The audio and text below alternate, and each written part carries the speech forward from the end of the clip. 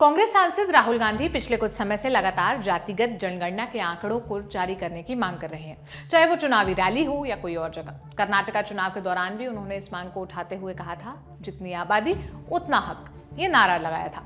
बिहार में जातीय सर्वे का आंकड़ा जारी होने के बाद भी अब उन्होंने ये मांग कर दी।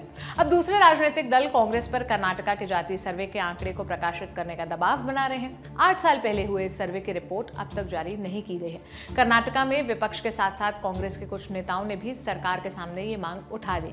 कांग्रेस नेता BK हरिप्रसाद ने बिहार की जातीय जनगणना पर रिपोर्ट को ऐतिहासिक बताया। उन्होंने कन्नड़ा में एक्स अकाउंट, जिसे पहले ट्विटर कहते थे, उस पर लिखा, हमारे नेता राहुल गांधी ने जातीय जनगणना की रिपोर्ट जारी नहीं करने को लेकर और पिछड़े वर्ग के साथ हो रहे अन्याय के लिए आवाज उठाई है।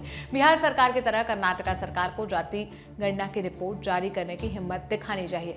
इस तरह कर्नाटका के पूर्व CM और कांग्रेस के सीनियर नेता वीरप्पा मोइली ने भी कर्नाटका सरकार से जातीय जनगणना की रिपोर्ट जारी करने की मांग की। वहीं BJP सांसद तेजस्वी सूर्या ने इसे कांग्रेस का दोहरापन बताया। सूर्या ने मीडिया के सामने कर्नाटका सरकार की इस रिपोर्ट पर कहा कि हिपोक्रेसी कांग्रेस का दूसरा नाम है और देश के लोग ये आजादी के पहले से जानते हैं। उन्होंने कांग्रेस से कहा कि वो जो कहते हैं उसे पूरा करें। दरअसल बिहार की जातीय जनगणना के आंकड़े जारी होने के बाद राहुल गांधी ने लिखा था, बिहार की जातिगत जनगणना से पता चला है कि वहां OBC plus SC plus ST 84% है। केंद्र सरकार के 90 सचिवों में सिर्फ 3 OBC हैं, जो भारत का मात्र 5% बजट संभालते हैं। इसलिए भारत के जातिगत आंकड़े जानना जरूरी है। जितनी आबादी उतना हक, ये हमारा प्रण है।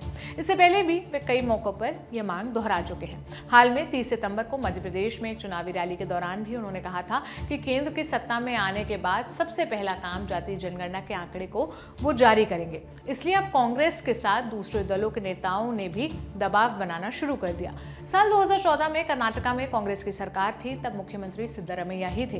कांग्रेस सरकार ने राज्य में जातीय जनगणना के लिए पिछड़ा वर्ग आयोग के अध्यक्ष H. कांताराज की अध्यक्षता में कमेटी बनाई। इसे सोशियो इकोनॉमिक एंड एजुकेशन सर्वे नाम दिया गया। साल 2016 में आयोग ने रिपोर्ट तैयार कर दी, लेकिन आज तक रिपोर्ट जारी नहीं हो पाई। इस जातीय जनगणना के लिए करीब 160 करोड़ रुपए खर्च हुए थे। इंडिया टुडे की रिपोर्ट के मुताबिक उस सर्वे में करीब 1 करोड़ 35 लाख परिवारों को कवर किया गया था।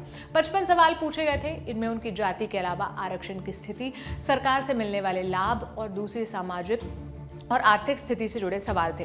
खुद सिद्धरमैया की सरकार में इस रिपोर्ट को जारी करने को लेकर विरोध हो रहे थे, इसलिए 2015 से 2018 के बीच रिपोर्ट जारी नहीं हो पाई। सिद्धरमैया ने बाद में JDS कांग्रेस की सरकार के दौरान भी रिपोर्ट जारी करने का वादा किया, लेकिन ऐसा नहीं हो पाया। बाद में इस रिपोर्ट का कुछ डेटा लीक भी हो गया। पता चला कि राज्य में लिंगायत और वोकलिगा समुदाय की जितनी आबादी बताई जाती है उससे कम है।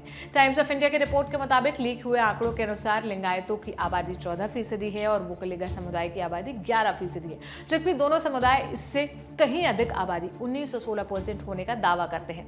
इस गणना के खिलाफ दोनों समुदायों के लोग हाईकोर्ट भी पहुंच गए।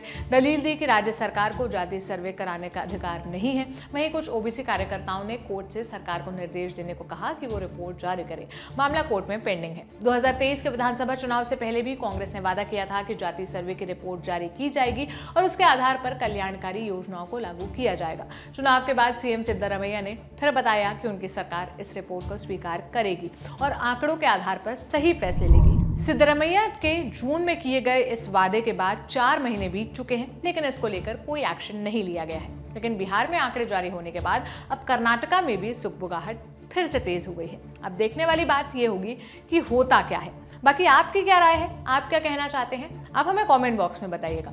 सारी जानकारी जुटाई थी मेरे साथी साकेत ने। मेरा नाम सोनल है। देश और दुनिया की तमाम खबरों के लिए आप दी ललन टॉप देखते रहिए। शुक्रिया।